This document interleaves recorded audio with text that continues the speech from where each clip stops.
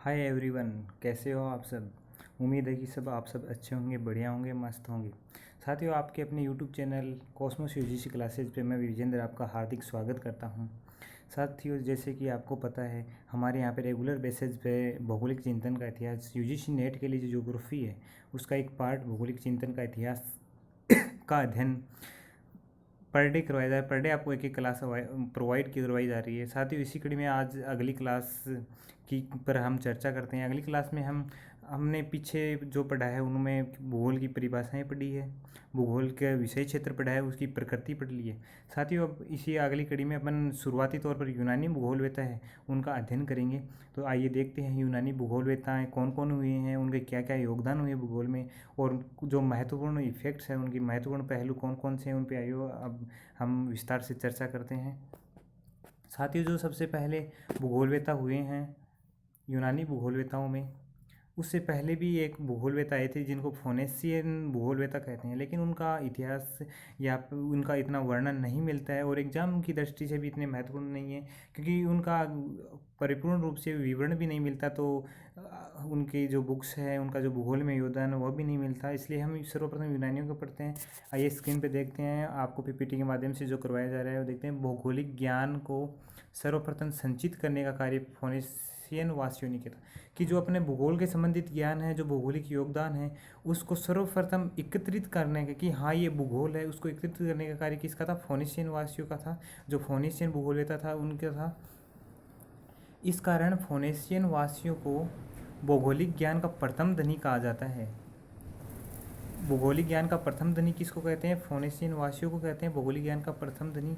यद्यपि भूगोल को प्राथमिक स्तर पर विकसित करने का है, जो सर्वप्रथम भूगोल को जो भूगोल को संचित करने का जिनको श्रेय दिया जाता है वो तो है फोनेशियन वासी, और भूगोल को जो प्राथमिक स्तर पर विकसित करने का कार्य है वो है यूनानी भूगोलवेत्ता। यूनानी भूगोलवेत्ता। तो हम इसी कड़ी में अब यूनानी भूगोलवेत्ताओं के एक एक भूगोलवेत्ताओं के बारे में चर्चा करेंगे, और मैं आपको बताता चलूँगा कि एग्जाम की दृष्टि से कौन सा कहाँ पे इंपॉर्टेंट है, क्या कंटेंट एग्जाम में पूछा जाता है। क्योंकि साथियों, जैसे बताया अपन को 10 क्वेश्चन आने हैं इस अपनी भौगोलिक चिंतन का इतिहास पार्ट से, और 10 क्वेश्चन मतलब 20 नंबर के। यहाँ ये जो पूरी यूनिट है 20 नंबर की है, और मैं आपको क्रम वाइज क्रम इतनी अच्छे तरीके से कराता चलूँगा कि आप खुद कहोगे हाँ हमारे 20 नंबर पक्के हैं। आपको कॉन्फिडेंस हो जाएगा खुद को कि अपने 20 नंबर यहाँ से पक्के हो गए हैं। तो साथियों, देखते हैं इस कड़ी में आगे। सर्वप्रथम जो भूगोलवेत्ता है वो है होमर। होमर एक कवि था। होमर भूगोलवेत्ता हुए हैं जो सर्वप्रथम भूगोलवेत्ता थे यूनानियों में। होमर था। होमर कवि था। इनकी बुक का नाम था इलियड और ओडेसी। ये वेरी वेरी इम्पोर्टेंट साथियों, ये वेरी वेरी इंपॉर्टेंट है, ये लिख लेना, क्योंकि इलियड और ओडेसी से सीधा क्वेश्चन पूछा जाता है। या तो इलियड दे दिया या ओडेसी दे दिया। ओडेसी से सीधा क्वेश्चन आता है कि किस भूगोलवेत्ता का, तो हमें क्या करना है? होमर, है ना। ओडेसी ग्रंथ में जो होमर ने क्या क्या विवरण दिया है उसके बारे में चर्चा करें। टार्जन युद्ध हुआ था उसका वर्णन कौन सी ग्रंथ में किया था? ओडेसी।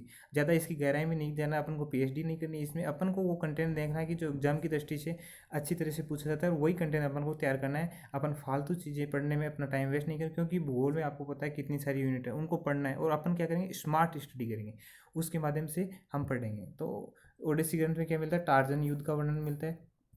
और जो ओडेसी है ग्रंथ है, उसका नायक क्या है, किस की जीवनी लिखी है उसमें? उसमें एक ओडेसस राजा हुआ करता था जो अपने देश, उसका देश था इथिका से ट्राय राज्य के पतन के लिए गया था, कि अपने पतन था उसके लिए गया था।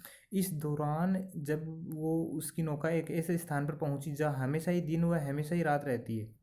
मतलब जब वो ओडेसस था, ओडेसी ग्रंथ का विवरण बता रहा हूँ, जब वो ओडेसस जो व्यक्ति था, जो राजा था, वो ट्राय राज्य के पतन के लिए गया था। इस दौरान उसकी नौका, क्योंकि पहले जो आवागमन का साधन का था वो जल परिवहन से, नाव नौकाओं से किया जाता था, तो ऐसे स्थान पर पहुंच गया वो कि जहाँ हमेशा ही दिन और हमेशा ही रात रहती है। इसके अतिरिक्त इस प्रकार होमर पहला व्यक्ति था, क्योंकि होमर ने ही उस ओडेसस की जीवनी लिखी है, तो होमर ही पहला व्यक्ति था जिसने 6 महीने के दिन और 6 महीने की रात बताई। ये भी वेरी वेरी इंपॉर्टेंट है। सर्वप्रथम 6 महीने के जो दिन और 6 महीने की रात बताने वाला जो भूगोलवेत्ता था वो कौन सा था? वो था होमर। होमर ने पृथ्वी का आकार वर्ताकार तस्तरी के रूप में माना है। होमर ने पृथ्वी का आकार क्या माना? कि पृथ्वी एक तस्तरी नुमा है जो एक तस्तरीनुमा है पृथ्वी, और ये सागर सरिता से घिरी हुई है। कि पृथ्वी तो एक तस्तरीनुमा है, इसकी आकृति तस्तरीनुमा है और सागर सरिता से घिरी हुई है, कि इसके चारों तरफ एक सागर या सरिता नदी है, उसे घिरी हुई है। उसने आकाश का विस्तार विश्व के बराबर ही माना है, कि आकाश विश्व है, पृथ्वी है, उतना ही आकाश है। क्योंकि देखने पे लगता है कि हाँ, पृथ्वी और अपना जो आकाश है वो एक छोर पे मिलता हुआ दिखाई देता है दूर तक देखने पर। उसी प्रकार उन्होंने माना है कि पृथ्वी का विस्तार आकाश के बराबर है। आकाश को लंबे खंभों पर टिका हुआ माना है, कि आकाश है जो पृथ्वी पर जो खंभे खड़े हैं उन पे टिका हुआ है। इन खंभों में से खंभा एटलस पर्वत, जो एटलस पर्वत है उसको मानता है कि एक तो खंभा वो है जो लंबा है और उसके ऊपर आकाश टिका हुआ है। इस प्रकार उसने लंबे खंभों की अवधारणा का प्रतिपादन किया है। अपने जो भूगोलवेत्ता हैं उनमें लंबे जो खंभे की अवधारणा की 4 खंभे लंबे हैं और उनमें एटलस पर्वत को एक खंभा माना है और उस पर आकाश टिका हुआ है, जो ये अवधारणा है इसका प्रतिपादन सर्वप्रथम किसने किया था? होमर महोदय ने किया था। उन्होंने आकाश का ढाल अवतल माना है। आकाश का ढाल कैसा माना है? अवतल माना है। उन्होंने 4 प्रकार की हवाओं का विवरण जब उल्लेख किया था, अपने इन ग्रंथों के माध्यम से 4 प्रकार की हवाओं का उल्लेख किया था। वो हवाएं कौन कौन सी, इनसे भी सीधा क्वेश्चन पूछता है और मैं बताता चलूँगा आपको किस टाइप से इस क्वेश्चन पूछा जाता है। बोरस, बोरस जो हवा है सर्वप्रथम वो उत्तर से आने वाली। बोरस कहाँ से आती है? उत्तर से। ठंडी हवा है, बोरस उत्तर से आती है और ठंडी हवा है, और आकाश को ठंडा करती है। इसको तो रहने दीजिए, यही ध्यान रखना आपको कि बोरस उत्तर से आती है, उत्तर से आने वाली हवा है। कई बार मिलान करवा लेते हैं कि बोरस, नोटस, यूरस, जिफायरस, कि ये कौन सी हवा कौन सी दिशा से बहती है और क्या करती है ये। तो इससे हमको देखते चलना है, क्योंकि एग्जाम में जो भी क्वेश्चन आते हैं वो अपन को सही करने हैं। 20 में से 20 मार्क्स अपन को यहाँ से मतलब गेन करना है। यही एकमात्र ऐसी यूनिट है 20 में से 20 मार्क्स हम और लेके रहेंगे। मैं आपको स्मार्ट तरीके से इसको बताते चलूँगा। फिर नोटस है दक्षिण से आने वाली, उत्तर से आने वाली बोरस। नोटस कौन सी है? दक्षिण से आने वाली आर्द्र हवा है, वो ठंडी हवा थी, ये आर्द्र हवा है। फिर तीसरी हवा है यूरुस, पूर्व से आती है। पूर्व से आने वाली हवा कौन सी है? यूरिस, जो मंद और उष्ण हवा, उष्ण हवा।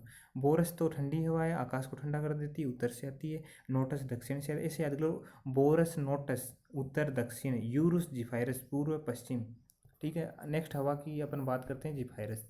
नेक्स्ट हवा कौन सी? जिफायरस। ये पश्चिम से आने वाली सर्वाधिक प्रचंड धूल भरी हवा। ये क्वेश्चन ये वेरी वेरी इंपॉर्टेंट है इसमें, कि जो पश्चिम से आने वाली और सर्वाधिक प्रचंड और धूल भरी हवा, ताकतवर हवा, धूल भरी हवा कौन सी है? जिफायरस। कहाँ से आती है? पश्चिम से। अब इस कड़ी में बात करते हैं। सबसे पहले हम बोरस उत्तर से आती है, ठंडी हवा है।